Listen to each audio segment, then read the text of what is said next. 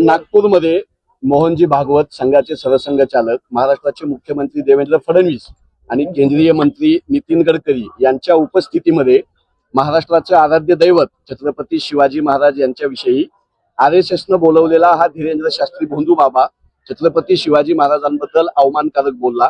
भारतीय जनता पक्ष, राष्ट्रीय स्वयंसेवक संघ आणि महाराष्ट्र सरकारचा प्रतिनिधी म्हणून देवेंद्र फडणवीस, नितीन गडकरी यांनी चकार शब्द काढला नाही। शिवाजी महाराजांचा अपमान करण्यासाठी, महाराष्ट्रातल्या साधू संतांचा अपमान करण्यासाठी या धीरेंद्र शास्त्रीला भाजपा आणि संघाकडून वारंवार महाराष्ट्रामध्ये पैसे देऊन आणण्यात येतं।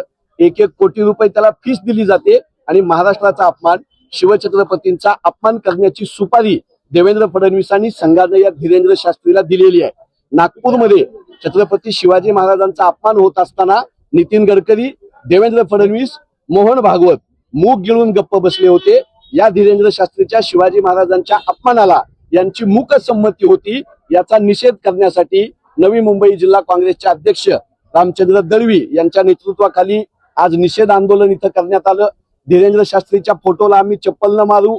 उद्या जर धीरेंद्र शास्त्री महाराष्ट्रामध्ये आला तर त्याचा असाच यथोचित चप्पल न सत्कार काँग्रेस पक्ष करेल। महाराष्ट्र प्रदेश काँग्रेसचे अध्यक्ष हर्षवर्धनजी सपकाळ आणि आमच्या सगळ्या सिनियर नेत्यांनी भूमिका घेतलेली आहे की शिवाजी महाराजांच्या सन्मानासाठी काँग्रेस मैदानात आहे।